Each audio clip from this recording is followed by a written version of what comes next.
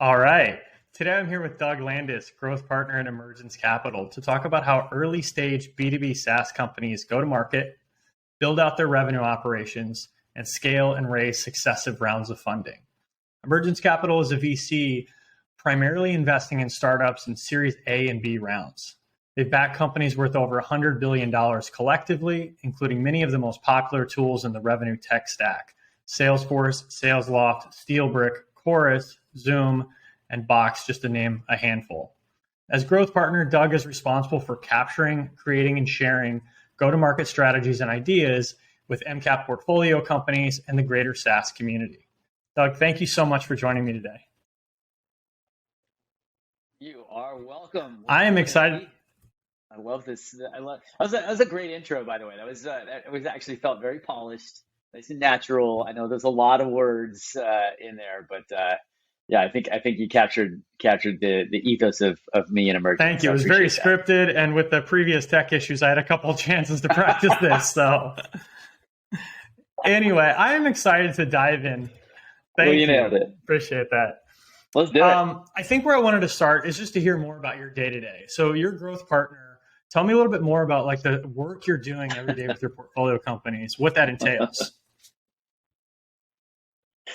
So we just recently defined kind of our platform team strategy at Emergence, that to in essence encapsulate the three buckets that I likely spend most of my time. I say likely because at the end of the day, my day is it's not always the same, as you can imagine. It's almost like working at a startup. I mean, in essence, because we do such early stage investing, in some cases we invest in a company where there's 9 employees. And, they got to $1 million in revenue based on founder selling, which they should, arguably, what we expect.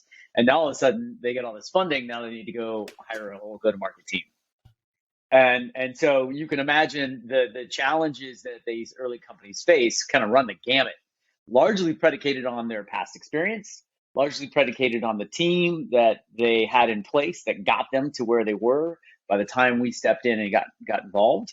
So my day-to-day, the easiest way to think about my day-to-day is I think about it in like 3 different buckets, right? We have like, we've got we have content, we've got community, and then we've got coaching. Most of my days, I'd say, are spent on one-on-one coaching with our go-to-market leaders across the portfolio. If you look at my calendar, it's largely 30-minute conversations with all of them.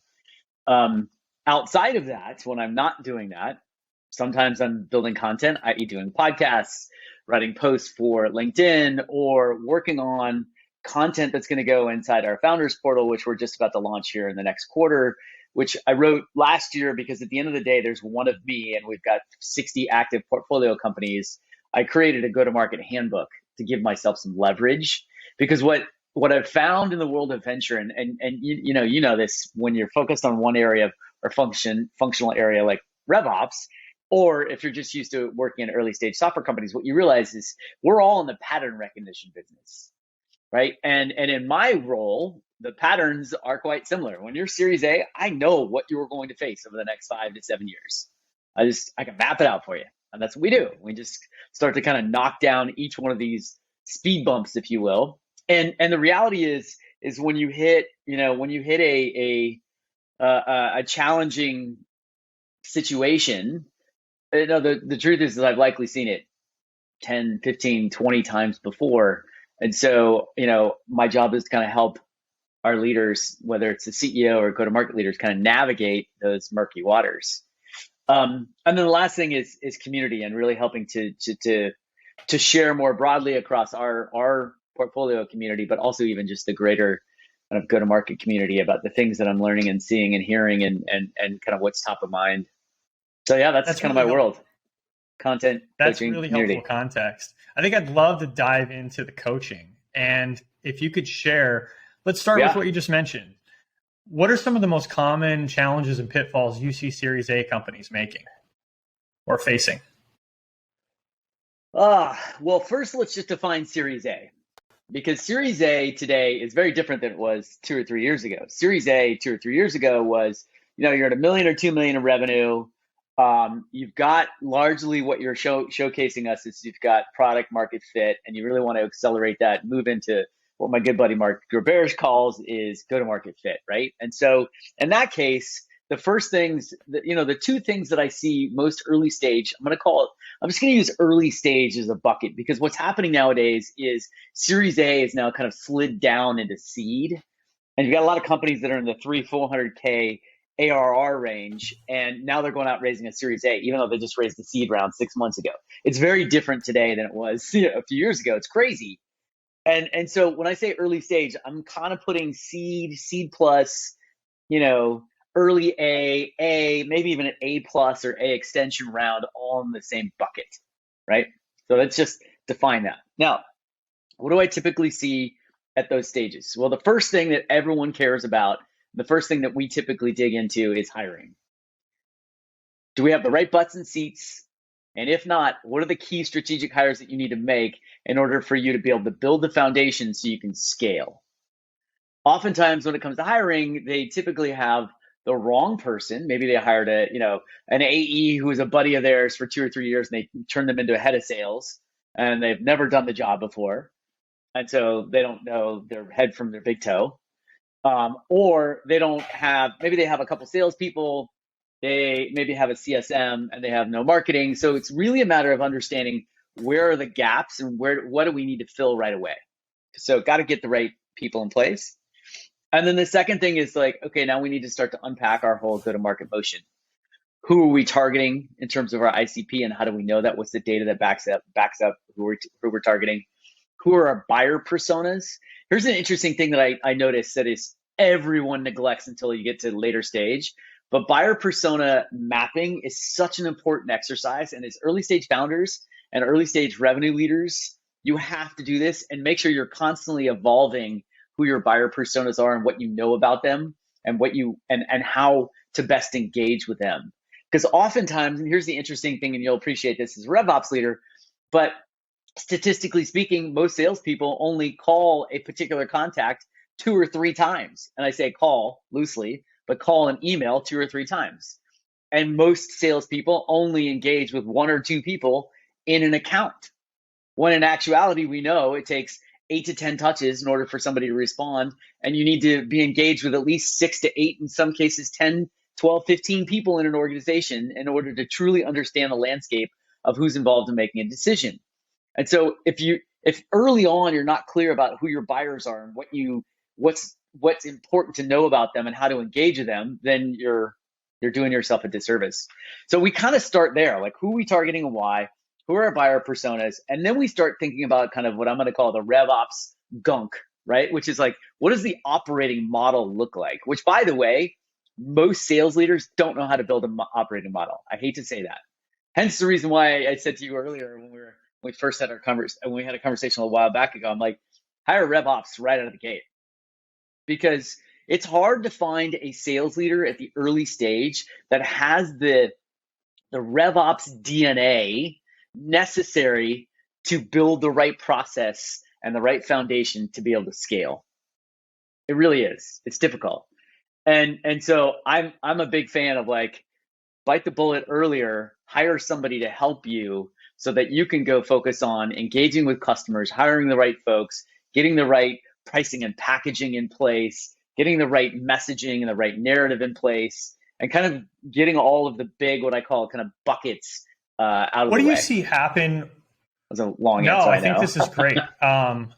What do you see happen when startups hire a sales leader and skip over RevOps? Well, what typically happens is threefold. Number one, the sales leader gets burnt out because they basically spend nights and weekends trying to run reports, trying to look at Salesforce data to get all the information that, guess what, your CEO and the board is asking you for. And also me as your partner, I'm also going to ask the same questions. We're okay, well, talk to me about how long are deals getting stuck in, what stages are deals getting stuck? What's our conversion rate from a time we identify someone as a lead, which I've got a whole issue with leads. We can talk about that in a minute, to opportunity to close. How are you thinking about territories? How are you implementing new tools? We had a company early on, I'll never forget this. We hired a head of sales who had never really been a head of sales before. He's more like an RVP, and he was hired as a player coach. Note to self, never hire a player coach. It's the worst situation to put a sales leader in. It's so dumb. But it's like, oh, we can have them close deals and hire a team at the same time. Great. Give them a quota and have them coach people at the same time. Really difficult for them to choose. Anyway, so had his first time head of sales. We had, 2 salespeople, and he was a player coach. And it was quickly evident that we needed to start bringing in some tooling, right? So we needed Salesloft, we needed Chorus, just so that we can start to build some best practices and really truly understand what's working, what's not working, and also do a better job of responding to all the inbound leads that we were getting at the time, right? So guess what? He's like, here's somebody who didn't really know Salesforce all that well, and now all of a sudden has to implement both Salesloft and Chorus into their tech stack and go make calls and close deals and hire people and coach these reps and figuring out pricing and packaging. And so what invariably ends up happening, if you're not thinking about RevOps early enough, is the sales leader just burns out. They burn out. And guess what? Things just fall through the cracks. And CEO gets frustrated because they're not getting the information that they need, that the board is likely asking for. And sales leaders kind of feels like they suck at their job.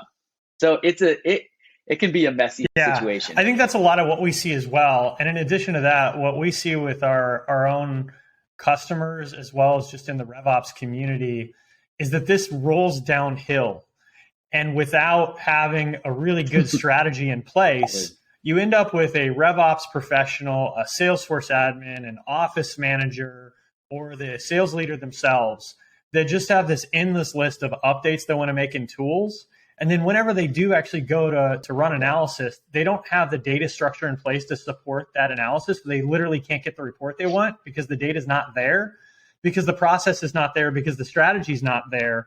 So then they're saying, oh, we need to figure out our lead conversions. We'll start collecting the data today. Then they need to go and train the team. Today, yeah. And they're already a year late. They're a year late. Then it takes 3 months to get the team actually trained and able to actually do that. And then it's another 3 months before that data starts to tell you anything. So now you're a year and a half late before you can actually run that insight that you as the investor asked for 6 months ago. And you were hoping that they had historic data to back this up. So then it rolls into things like your ideal customer profile, your buyer personas, which channels are working, all of these things. And you're basically just like operating the business off of gut instinct and just like hacking away and hustling instead of having a real strategic roadmap and a methodical way of going to market. Yep. Well, and then let's throw another piece in here too as well, right? So Series A, arguably, you could say it's somewhere between 600K and $1 million. Well, once you go out and you raise your Series A, now there's pressure. You got to go from $1 million to $4 million, arguably. That's what we're thinking. Now, you're likely thinking as a founder or revenue leader that you only need to go from 1 to 3. That's fine, whatever it may be. We're going to push you to 4. So what do you have to do? You have to start capacity planning. Well, shoot, how many reps do I need? And then as a result, how many leads do I need? And from a lead conversion perspective, what do I expect our reps to be doing in terms of number of opportunities they should be working, number of calls they need to be making in a given day, week, month, etc. And so the problem is you start like just doing all this back of the napkin math, and you realize, well, okay, in order to get to 3 million with an ACV of 20K, 20K in a sales cycle of 45 to 60 days, even though that's not necessarily normal, but we're still new. So how many people do we need? And then, oh, by the way, when do I need to hire them? Oh, I should have hired them 6 months ago, right? Because we're now behind. And so I don't know if we're going to get to that $4 million number because we just don't have enough inbound coming in. Because by the way, inbound actually dries up way faster than anybody ever thinks. And so now we got to start thinking about going outbound. But then you have to think about your cost of sale, because if you start going outbound too early on 10 to 12K deals, it's too expensive, right? So there's all these other all these other variables that you have to take into consideration outside of like the core big buckets. And it's a lot. It's a lot. It is a lot. And RevOps can help. So I think hence the reason why you guys exist. If they don't have RevOps, I'm like, sweet, just work with an outside firm that's going to help you get your shit off the ground, because otherwise you're that's gonna die. The idea. And increasingly, one of the challenges that I see as being one of the biggest here is getting the leaders to really map out a cohesive strategy that's communicated all the way down the funnel, including to RevOps. I'm curious how you help founders do that. You've touched on a couple things. You touched on ICP, you touched on buyer personas, you touched on a lot of conversion metrics and having data structures in place. Well, what else are you doing when you work with companies, especially if it's somebody? Actually, let me rephrase my question so we can cut this into a nice clip. What are some of the main things that you're doing with founders to help them define their strategy for go-to-market? Oh, Eddie, that is such a big question because I'm going to say it depends. And the reason why I say it depends is if we've got a founder that has done this before, if they're a second time, third time founder, and they're bringing a seasoned leadership team to the table with them. We just invested in a company, hasn't even been announced. The company doesn't even have a product, but the CEO we've known for a long time. We've worked with at several companies of ours. And so we're like, okay, they get it. They understand us. We understand them. They understand go to market. You know, the challenge is I don't have to spend a whole lot of time convincing them that they need to go out and hire RevOps right away. They get it. Because they've done it before, because they've seen it. They've gone through the pains before, if you will. If it's a first-time founder, oh man, it can on the one hand, it can be as simple as like, look, Doug, I trust you. Tell me what I need to do. Map out my go-to-market with me, and let's just sit in a room and whiteboard everything from, how are we going to get from $1 million to 4 to 12, to 24, 48, 96, etc. Cool, no problem. On the other hand, I've got founders who, they think that they know everything, and they're like, oh, I came from, the best companies in the world, and so I got this. They hire a sales leader, and then it's not until they start realizing that they're not getting what they need out of the sales leader, and they realize that we're now falling behind, and what's basically been carrying us through our organic is organic expansion, right? And so in that case, it's like, sometimes it's kind of like being a parent. Sometimes you have to kind of wait until your kids kick their shin on the coffee table or put their hand on the stove when I told them it was too hot. So that's why I say it depends. It totally depends on first of all, who we're working with and the team. And then the second thing is it depends on the market. In some cases, we have another company right now that, it's just, they're absolutely killing it.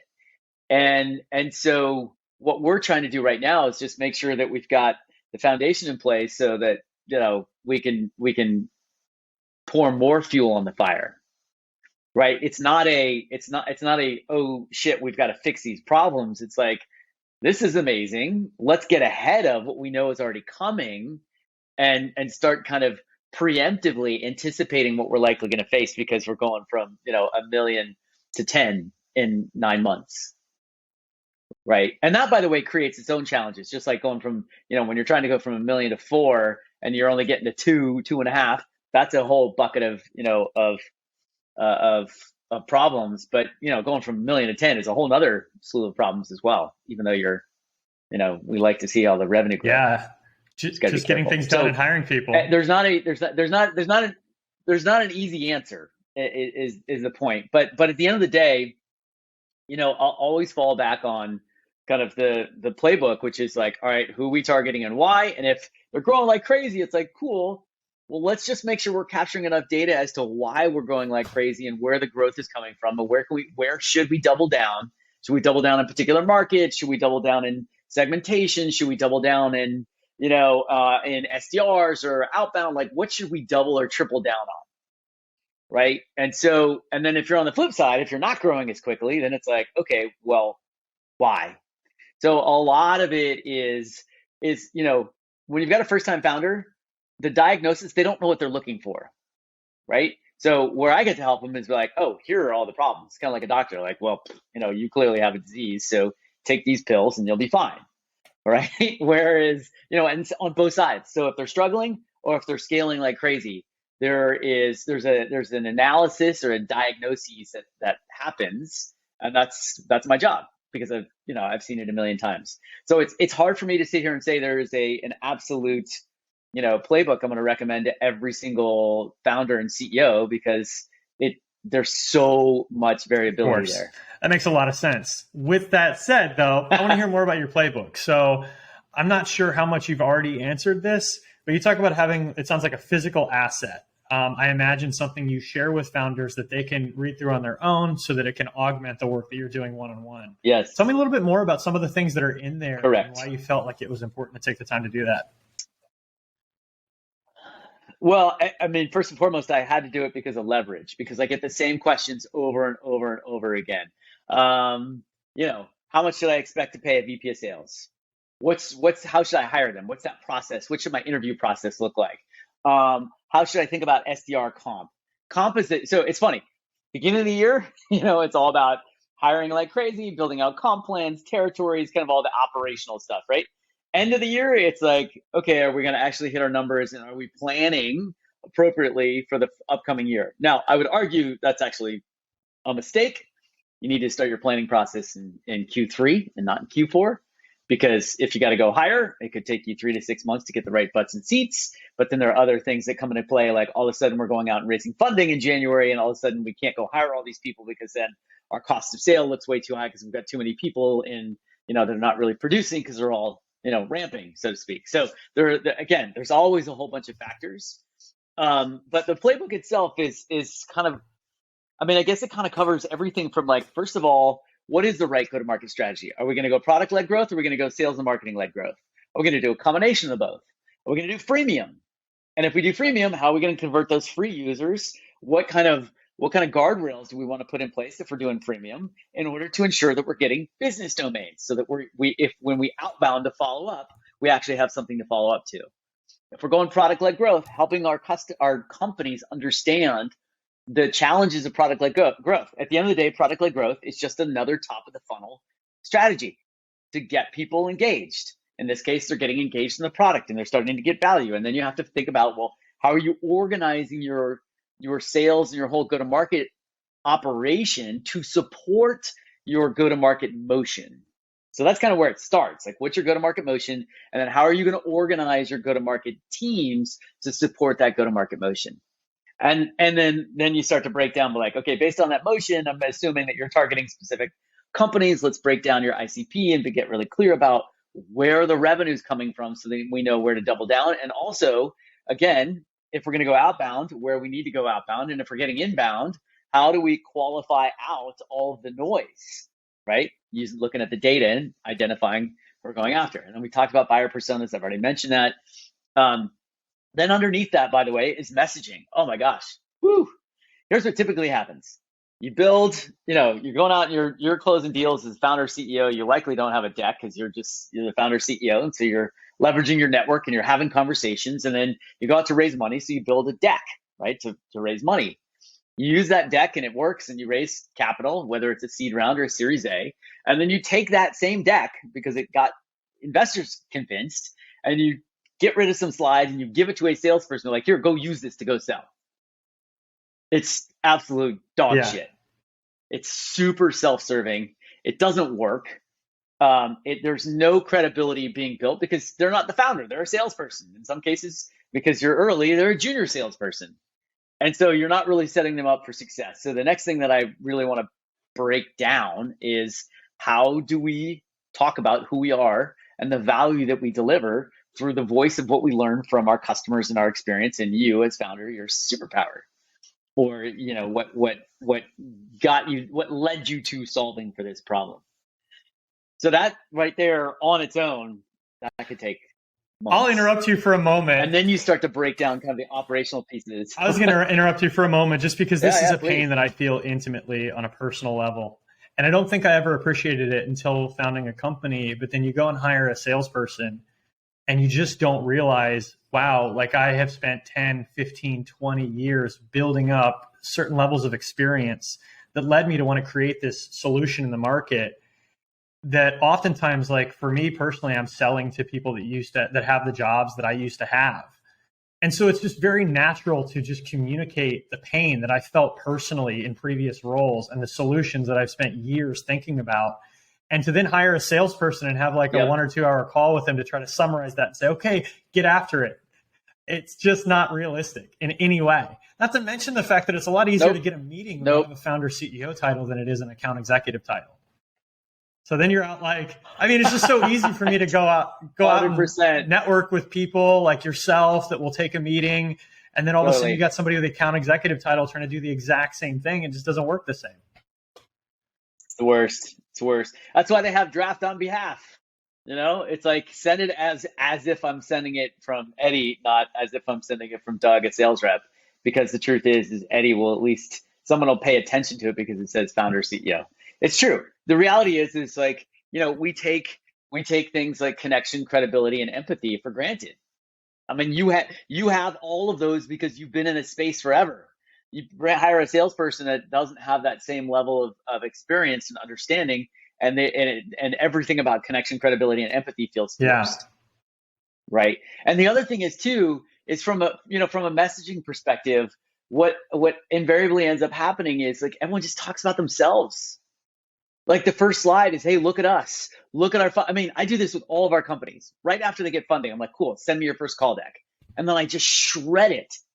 I absolutely just tear it apart. I'm like, this is horse shit. As a buyer, I would laugh you out of the room because it's so arrogant. And it's like, you know what? You haven't earned squat. And I don't really care if you've raised money from Emergence and Sequoia and, A16. Who the hell cares? If you don't demonstrate that you get me and you understand what I'm dealing with, then I don't have time for you. And so that's a big part of the messaging. Here's what founders struggle with, what they don't realize.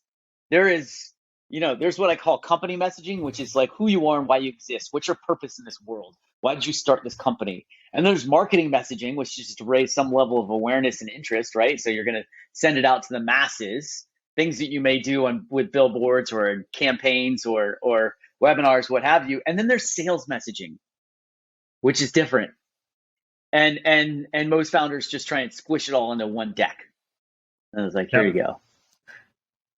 And I think we could talk for a long time about this. Yeah, we totally can. The other thing that's in the playbook, by the way, are things like, benchmarks for all of your metrics, process docs, right? How do you build out your sales process? What does it mean if you want to institute MEDDIC, or if you want to, largely I break down all of the sales process into forget about all these methodologies. I break down the difference between a methodology and a playbook, which often gets really confused by people. And it's like, all right, let's break down how your buyers buy from you and what that looks like. How have they bought from you in the past? Let's spend more time on that versus our process so that we can manage our business, because again, that's all about us. It's not taking into consideration what our buyers are going through and what we have to navigate on their end. Again, another one of those kind of aha moments, like, oh, I didn't realize, who cares if you have 3 stages or 12? It doesn't matter. If your buyers buy, with 12 stages or 12 different steps, then guess what? That's how you sell. It's amazing to me how rarely people, because I know it's time consuming, but how rarely people take the time to just sit down and say, if I've never heard of this company before in my life, what is step 1? What is step 2? What does that feel like? I go and try to register for your webinar. What does that experience feel like? I get the email confirmation. I get this, I get that. Is this positive, negative? How does it make me feel? Does it make me want to continue to engage or not? And it's time consuming to go through that exercise. But it's incredible for me to see how often that exercise is skipped over. Yeah, for sure. Look, secret shoppers have existed for hundreds of years for a reason, right? You want someone to walk into your store and give you feedback on what the experience is like. Well, guess what? You can take the exact same approach in a digital world, right? So, respond to a campaign and see if you ever get a call back. Have somebody actually be a secret shopper for you, meaning for your own organization, not for your competitors, so they understand what the experience is like. We do this all the time with our companies. And we're like, oh, I see a webinar and I'm like, cool, I sign up for it. And then I wait and see how often I get, pinged and what the message looks like. And I'm like, okay, just so you know, there's typos in your response back to me when I went to sign up for this webinar. That's a problem, right? it's the little things that we neglect. And again, it's largely because there's so many things to do when you're early stage. But I'm a huge believer in slow down to speed up. Measure twice, cut once. Like, do the work so that you don't have to clean up all the mess afterward and later on, kind of downstream, if you will, because it's so much worse. Yeah, and I think like we see a lot of rework when people don't do that, because inevitably you end up just investing this incredible amount of time and energy going down a path only to realize like that was the wrong path or that was an inefficient path. And so whatever you invested or your ROI on that is half of what it could be, because you didn't take that time to measure twice, cut once, and think like, okay, step by step, what does this journey look like for somebody? How do we optimize it? You just try to put more throughput in, and then you have like more water pouring into a leaky bucket, so to speak. Yeah. Well, it's funny you say that, because it's why I recommend, when I talk to early founders, and let's say they just raised a bunch of money and they're like, okay, cool. I literally just had this conversation with a company that it's, they're like over $1 billion in valuation in like 6 months. And it's crazy. They're growing so fast. And they're like, well, what do we do? Because we're trying to go from 10 to 100 million, in a year. I'm like, well, you know what you do? You go focus all your efforts on post-sales right now. That has got to be nailed. How you think about customer success and taking care of your customers has got to be the most important part outside of, the product actually working. That has to be the most important part of your business, because you can't afford to have a leaky bucket. Nobody can, right? Because at the end of the day, all of that investment you make in your, upfront in marketing and product and everything to get your customers on board, to have them leave and after having a terrible experience, is just a massive waste. So I always, even early stage founders, they're like, hey, I need to go hire a sales leader. I'm like, no, you don't. Go hire customer success first. And they're like, huh? And then I'm like, oh, and by the way, and then go hire marketing. I'm like, huh, what? And then go hire sales. It's so interesting that you said that. I never talk about this for this reason. I feel like by a wide margin, customer success is the most neglected area of RevOps and probably go-to-market in general. Yep. It's less so. It's less so in terms of go-to-market in general, because there is a new metric that is actually equally as important right now as revenue. Like across the board, as investors, there are two metrics that we care deeply about: revenue, net dollar retention. Right now, if you're a seed stage company, you don't have enough customers who might churn, unless they churn because the product just didn't quite work. When you get to Series A, you may not even have a whole lot of customers that are up for renewal just yet. But I tell you what, we're watching. Show me a list of everybody that's coming up for renewal in the next 6 months. Show me who's at risk. Why? Let's dig into that, because we got to solve for that right away. Because you can't pour all this money we just gave you into marketing and into sales if we're going to have problems downstream. I think what you just mentioned, though, is super valid in the fact that revenue operations in terms of customer success and support is wildly neglected. It started with sales ops, right? So the world of RevOps all started with sales ops. And then guess what? Because of Marketo and Eloqua and Responses and, and all the other solutions that are out there on the marketing front, HubSpot, et cetera, we realized, oh shit, those products are really complicated. And they're heavy and they require a lot of handholding. So then there's marketing operations to look after the tech stack, right? And so RevOps became looking after sales and marketing operations. And CS, which has never really gotten a whole lot of investment outside of Gainsight, it's been like, you're fine. You're fine. You're good. And I'll tell you what, I think that is a mistake. It's a massive mistake. I could not agree more. Let's dive into metrics. So you talked about net dollar retention. Could you define that and then share some of the other metrics that you guys are looking at most commonly? Yeah, totally. I mean, net dollar retention is how much, your customers are renewing for plus expanding, right? So, you look at there's, net logo retention, there's net dollar retention. Basically, if you've got a customer that's paying you $1 million a year when they go to renew, are they paying you $1 million plus, or are they paying you less than $1 million? At the end of the day, that's what really, in the simplest terms. I don't want to get it all into formulations and calculations. So that's just simple terms. If we've got an existing customer, are they renewing and are they expanding? If they're expanding, then that's driving our net dollar retention up, right? Because you're going to always have customers who either churn, meaning leave after their contract is over, largely due to the fact that they go out of business, they get acquired, or they realize that the value of your solution isn't what you promised and they have to make some trade-offs right now because maybe the economy is shifting. So this is going to happen to a lot of us out there right now. Some of our customers are going to peel back because they're going to like, this is more of a nice to have versus a must have right now. And we've got to be more financially conscious of, where we're spending. So you're going to have some contractions, people that, signed up for 1,000 users. Now they only need 700 or 800. And they're going to want some, in terms of data and metrics, they want to know, like, what's the utilization of your solution? So if you are not really clear about how much people are using your product, you're doing yourself and your customers a massive disservice. Just note that, because those things impact net dollar retention. So if I got a bunch of churn, customers that leave, or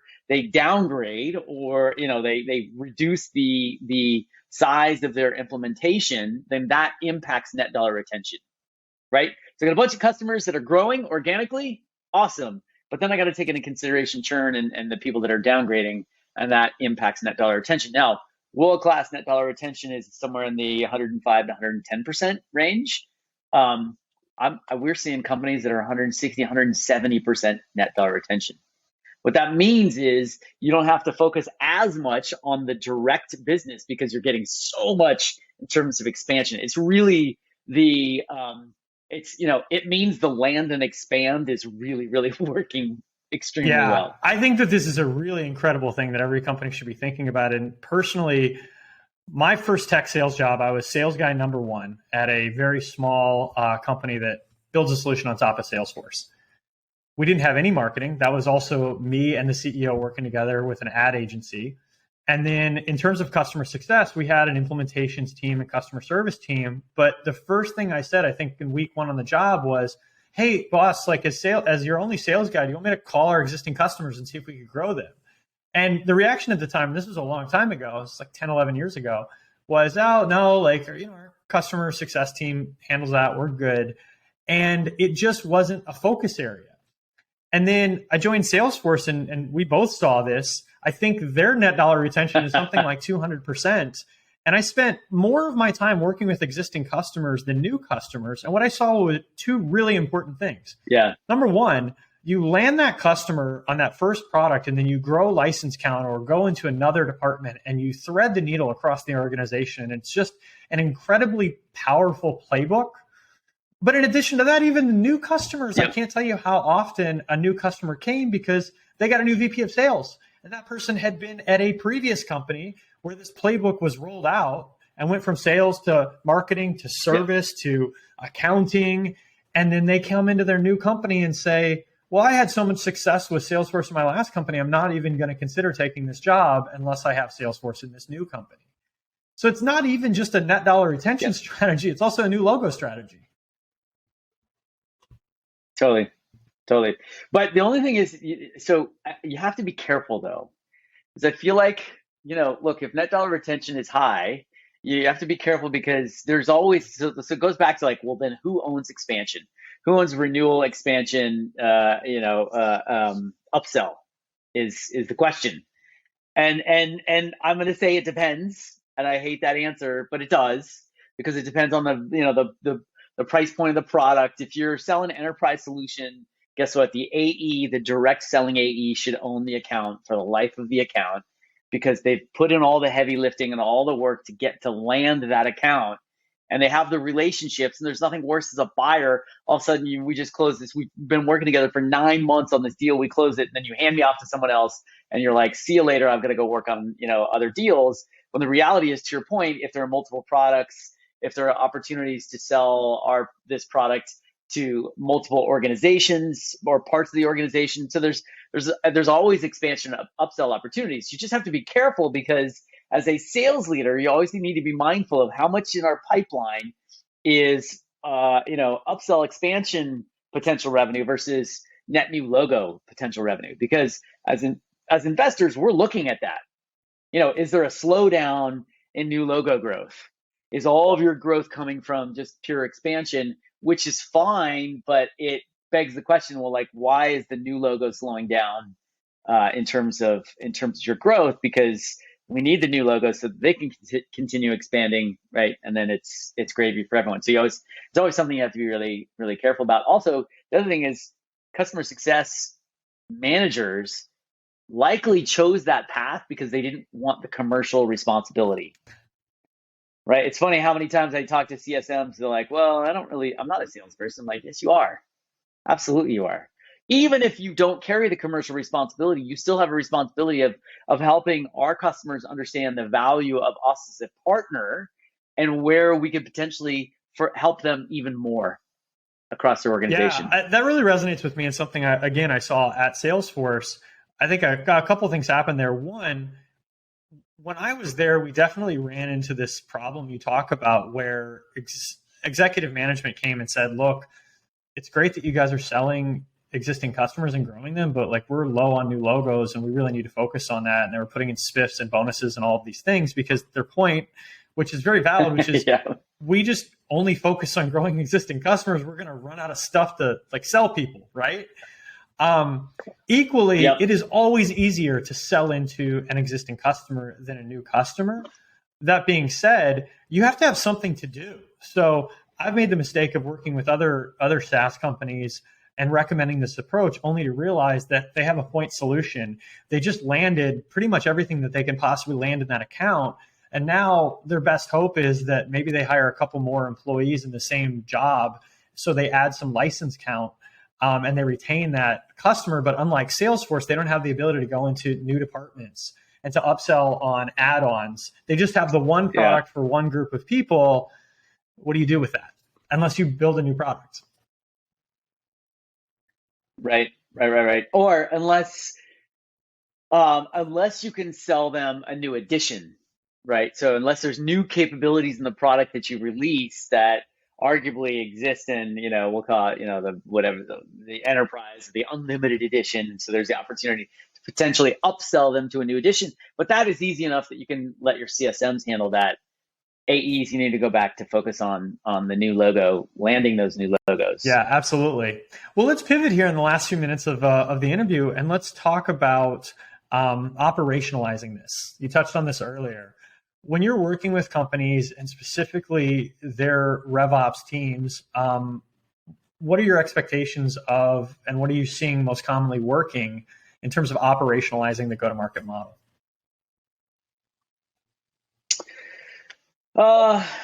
Yeah. Well, I mean, operationalizing first and foremost starts with buying the right CRM. I love all you folks at HubSpot.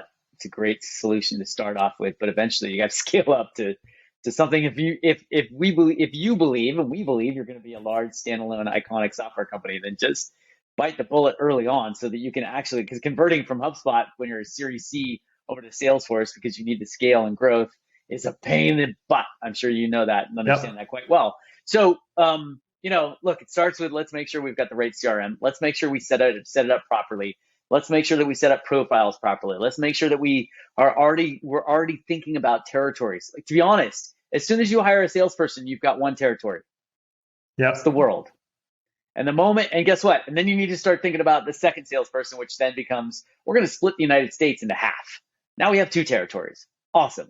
You got to start thinking about that right out of the gate. I hate the fact when you get like, all of a sudden you got 10, 12 people in your sales organization, like, oh, we need to institute territories. And everyone's like, what? No way. Huh? And then it just becomes a bitch fest because everyone wants the best territory. I want the Bay Area. I know it best. It's like, well, if you had territories from the very beginning, you're in a much better place.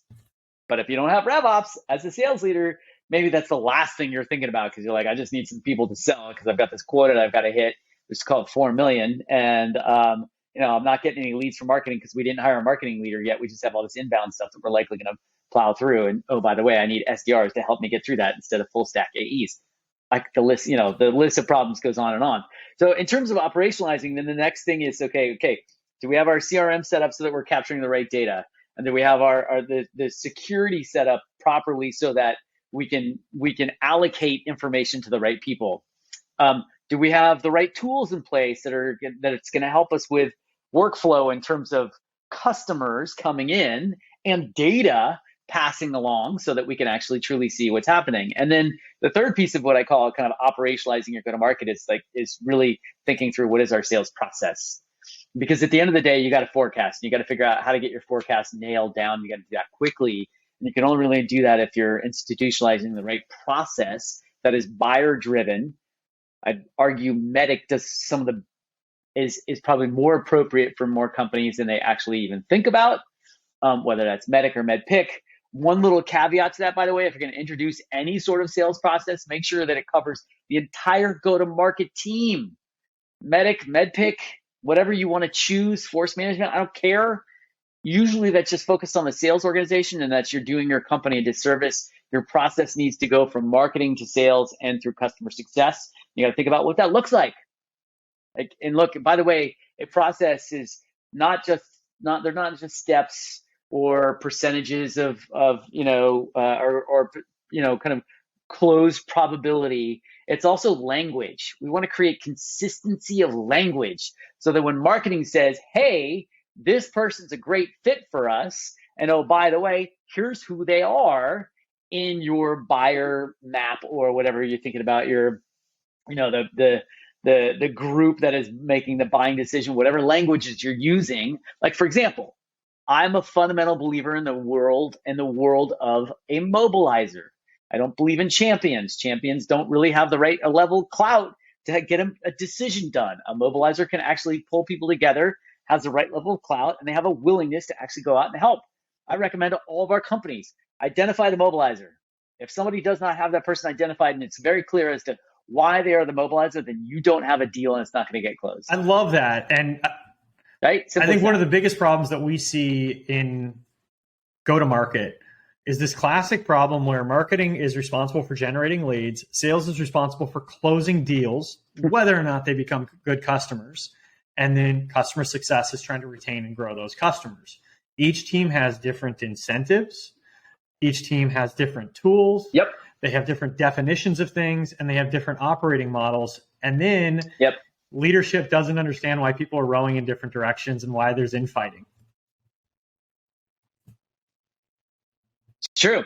I was just talking this morning with Mike Hook about this notion, because this has been like a pedestal I've been standing on for a long time. But I don't believe in sales and marketing alignment. Interesting. I wish we had more than 5 minutes to cover this. And I believe in sales, marketing, and customer success integration. There's a difference. Alignment means I know what you're doing and what you're up to. Integration means you and I are responsible for the same thing. Yep. It's the customer. It's revenue, right? It's net dollar retention. We're all incentivized, compensated, and focused on the same thing. Our customer. Imagine this. Imagine if marketing was responsible for and incentivized based on closed revenue. Do you think they would care a hell of a lot more about the leads, what they're defining a lead is? And do you think they would care a lot more about the conversion rates from somebody who's identified as a contact to a lead, from a lead to an opportunity? Do you think they would get more involved in understanding why we're losing opportunities? Do you think they would want to understand why we're losing to some other competitors? Do you think they would spend more time focused on internally understanding our customers and why we win and why we lose? Absolutely. Instead of, I got 10,000 leads at this conference. Sales, why aren't you closing? Well, and if you go to marketing and you say you're going to be measured on lead generation, you're going to be rewarded, compensated on lead generation. If you don't generate enough leads, you're going to lose your job. Then you're going to be focused on lead generation. Totally. 100%. I would be. We all have to look out for our own best interests. We all need, especially if your job is on the line, right? Totally. One of the things I tell founders early on, and it's in my handbook, is like, just know this. Like, there's some golden rules in building a company. One of the golden rules, incentives drive behavior. Full stop. It's a golden rule. So if something's going awry, if something's not working in the organization, look at the incentive structure. Look at the incentive or the way your incentives are organized right now, because that right there will likely be the root cause of why the behaviors are not what you expected or need for the business. I couldn't agree with that more. And it's my one biggest takeaway from Charlie Munger, who knows a few things about building and investing in companies. I want to be cognizant of... Been around the block a little. I want to be cognizant of time here, Doug. This has been great. Thank you so much for joining me today. I really enjoyed this. Of course. This has been great.